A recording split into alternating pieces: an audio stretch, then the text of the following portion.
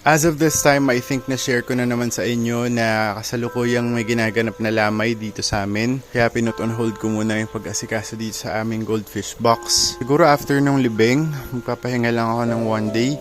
Tapos sisimulan ko na to. Ang mga susunod natin gagawin ay pipinturahan ko ulit ng waterproofing yung ating flooring dito sa ating goldfish box. Pagkatapos nun ay mag-water test na tayo dito. Sobrang excited ko na talaga. Medyo bored ako nung nakaraang araw nung hindi pa nagsisimula yung lamay. So nakita nyo, itim na rin tong portion na to. Pininturahan ko siya. So hanggang doon siguro baka pinturahan ko yan. Pero soon na lang kapag wala na akong magawa. Once matapos na natin tong ating goldfish box and once malinis na yung tubig, livable na para sa isda, wala na mga toxic chemicals, then that would be the perfect time para i-connect na siya dito sa ating plant box. Magiging one system na po yung ating goldfish box and yung ating drip plant box. Excited ako dun, promise. Ngayon pa lang na nakikita ko to, sobrang pagod na pagod ako pero I feel so fulfilled na tutupad talaga yung mga naiisip ko na projects dito sa Drip by Vinci. It's so overwhelming and I never really thought na magiging ganito talaga, like mabubuo ko itong aking pinapangarap na pond.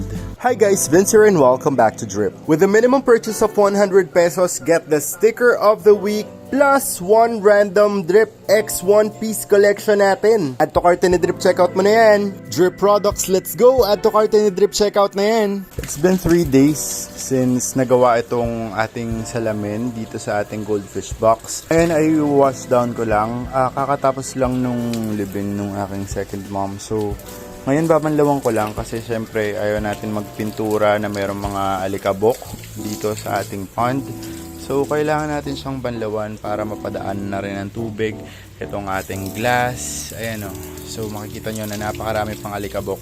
Kailangan matanggal yan bago tayo magpintura para hindi umangat yung ating waterproofing dito sa ating goldfish box.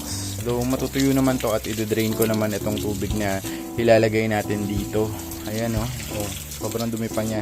Pero nakakatuwa lang na na-install na yung ating glass dito sa ating goldfish box. Buong buo na talaga sa konting-konting panahon na lang and mapapatakbo na natin to. Siyempre dadating pa rin to dun sa process na kailangan natin babaran para matanggal yung mga toxic na chemicals. For now, ito lang muna yung ginagawa ko. Alam nyo, sobrang init recently kaya ang bilis na tuyo ng ating silicone sealant and nararamdaman ko yung singaw nitong ating pader, yung mga pader ng ating pond. Tapusin ko lang yung pagbabanlaw and tomorrow ay magpipintura na tayo ng ating goldfish box. Habang naglilinis ako ay tinry ko na rin na iangat ng konti yung tubig dito sa ating goldfish box and goods na ako dun sa baba ng glass, walang nagli-leak.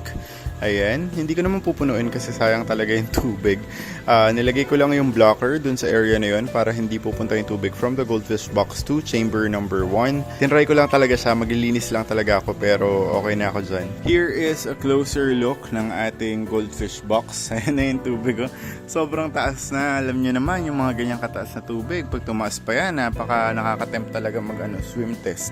Pero hindi na ako magsi-swim test dito dahil napakainit ng panahon and baka masunog tayo ng tuluyan. So ayan, lilinisin ko lang ang aking goldfish box para matanggal yung mga alikabok. Hindi ko dapat papataasin ng ganito yung tubig. Sabi ko nga sayang yung tubig kanina pero hindi ko talaga napigilan. Pero hanggang ganyan na yan, tatanggalin ko na ulit yung tubig para mawala lang yung mga alikabok.